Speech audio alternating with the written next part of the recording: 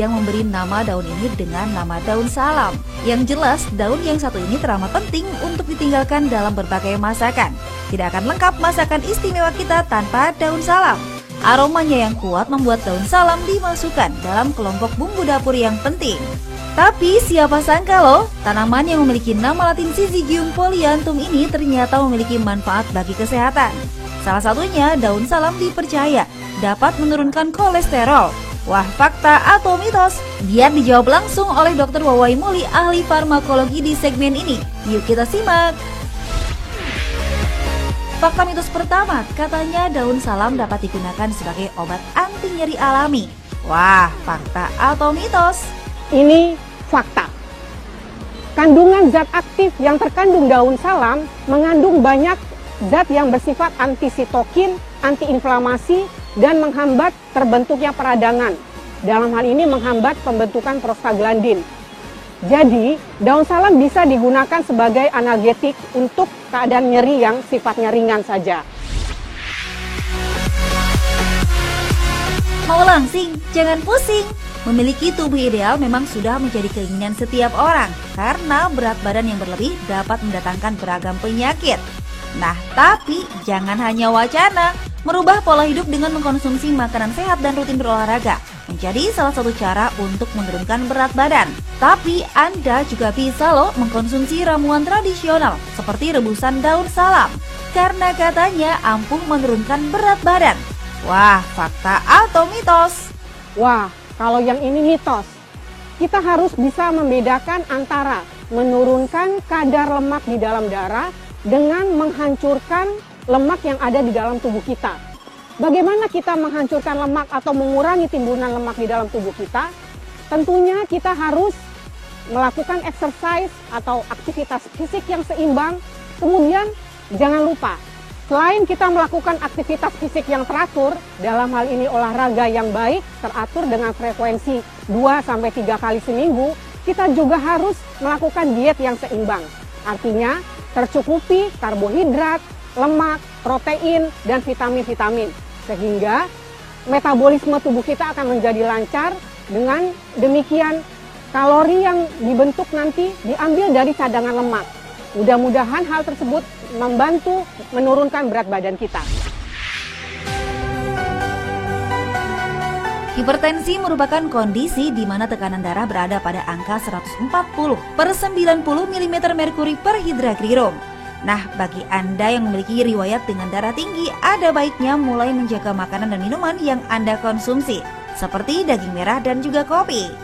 Selain itu, ada baiknya Anda juga mengurangi asupan garam setiap harinya. Selain rutin mengkonsumsi obat, tak ada salahnya Anda juga mencoba untuk mengkonsumsi rebusan daun salam.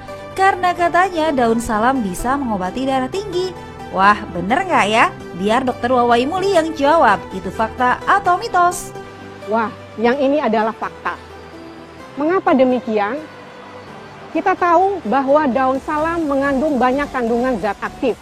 Salah satunya adalah quercetin yang bisa menyebabkan vasodilatasi dari pembuluh darah.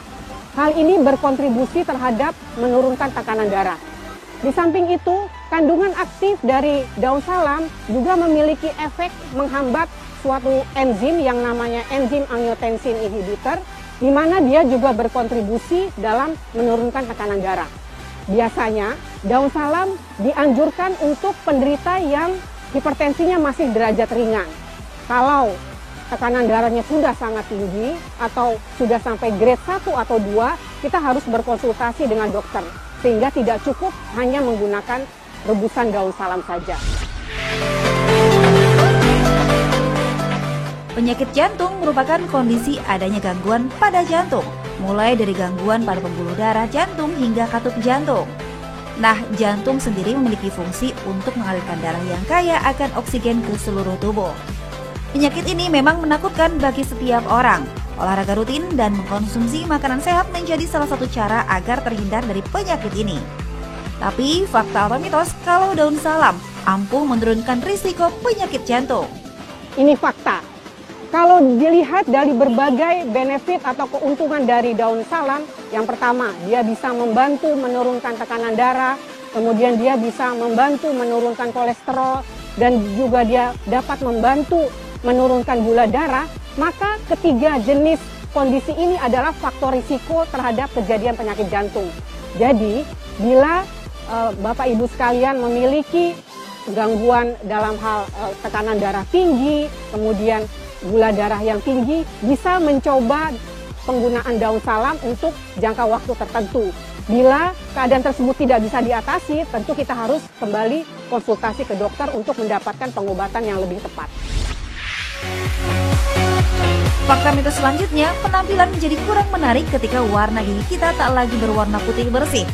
Nah, katanya berkumur dengan menggunakan rebusan air daun salam ampuh untuk memutihkan gigi. Fakta atau mitos? Yang ini fakta. Banyak penelitian, baik pada hewan coba, bahkan sudah pada manusia, yang membuktikan bahwa bila kita berkumur-kumur dengan menggunakan rebusan daun salam, bisa mengurangi timbunan plak yang ada di daerah gigi kita. Studi tersebut membandingkan antara suatu zat yang sifatnya sintetik dengan daun salam, ternyata keduanya sama ampuhnya dalam mengurangi plak atau kehitaman di daerah gigi kita.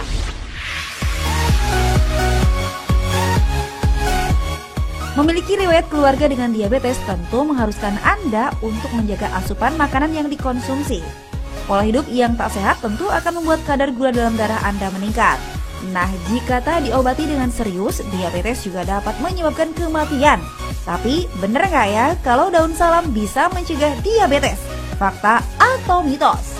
Yang ini fakta. Mengapa demikian? Berbagai studi baik pada hewan coba maupun bahkan sudah ada pada manusia yang menyatakan bahwa pasien-pasien yang mengalami gangguan toleransi glukosa, artinya kadar glukosanya sudah di atas normal, dengan konsumsi daun salam dalam jangka waktu 2-3 bulan, perlahan-lahan gula darahnya mulai mendekati nilai normal. Tetapi kembali lagi, bila keadaan kadar gula darahnya sangat tinggi atau sangat di atas batas normal, kita harus konsultasi ke dokter. Karena pada keadaan ini kita membutuhkan zat atau obat yang diresepkan oleh dokter. Bagi Anda yang menderita asam urat, jangan coba-coba untuk mengkonsumsi makanan tinggi kandungan purin. Nah, ada baiknya Anda mengkonsumsi buah dan sayuran yang aman dikonsumsi bagi penderita asam urat. Lalu bagaimana dengan daun salam? Karena katanya daun salam bisa menurunkan asam urat. Wow, fakta atau mitos ya? Yuk kita simak jawaban Dr. Wawai Muli berikut ini. Yang ini adalah fakta. Banyak studi baik pada in vitro maupun pada hewan coba yang membuktikan bahwa salah satu kandungan zat aktif dari daun salam itu mengandung zat yang dapat menghambat sintesis atau pembentukan dari asam urat. Tetapi yang lebih penting, kita harus juga membatasi asupan makanan yang tinggi purin, karena purin tersebut akan berkontribusi untuk membentuk asam urat. Jadi, kombinasi antara makanan yang sehat dan disertai dengan daun salam cukup baik dalam hal menanggulangi peningkatan asam urat. Nah, ada lagi nih katanya daun salam bisa menurunkan kolesterol. Wah, selain mengubah pola hidup menjadi lebih sehat dan mengkonsumsi obat, daun salam boleh juga nih dicoba. Tapi itu fakta atau mitos ya? Itu fakta. Banyak bukti baik bagi hewan coba maupun penelitian-penelitian di laboratorium yang menunjukkan bahwa kandungan aktif dari daun salam mempunyai sifat menghambat enzim yang membentuk kolesterol. Sehingga pada keadaan awal atau pada keadaan di mana kolesterol sudah mulai meningkat, bisa diobati sementara dengan daun salam. Tetapi bila kolesterol terlanjur tinggi, kita harus berkonsultasi dengan dokter karena dengan daun salam saja tidak cukup untuk menurunkan kadar kolesterol yang sangat tinggi. Ginjal merupakan salah satu organ yang memiliki peran penting dalam tubuh, menyaring racun dalam darah dan menghasilkan senyawa aktif dari vitamin D untuk menjaga kesehatan tulang adalah salah satu fungsi ginjal. Nah, agar ginjal tetap sehat, jangan lupa untuk mengkonsumsi air putih 8 gelas per hari atau 2 liter. Nah, selain itu, Anda juga bisa menggunakan daun salam karena katanya rebusan daun salam bisa mencegah penyakit ginjal. fakta atau mitos ya? Yuk tanya Dokter Wawai Muli lagi. Itu fakta. Mengapa demikian? Kita tahu bahwa daun salam memiliki efek diuretik, artinya dia dapat memperlancar air kencing. Sehingga dengan memperlancar air kencing bisa menghindari dari terbentuknya batu. Di samping itu, daun salam menyebabkan aliran darah di ginjal menjadi diperbaiki, sehingga mengurangi kemungkinan terjadinya inflamasi. Di samping itu, pembuluh darah menjadi tidak kaku, menjadi lemas, sehingga aliran darah pun menjadi lancar. Itulah yang menyebabkan mengapa daun salam dapat melindungi dari gangguan ginjal yang sifatnya kronis. Pemirsa, Dokter Wawai Muli sudah panjang lebar menjelaskan tentang daun salam. Tentu sudah jelas kan ya? Lalu berapa banyak sih dan bagaimana cara mengkonsumsi daun salam supaya kita bisa mendapatkan manfaatnya untuk kesehatan? Cus, kita simak tipsnya berikut ini.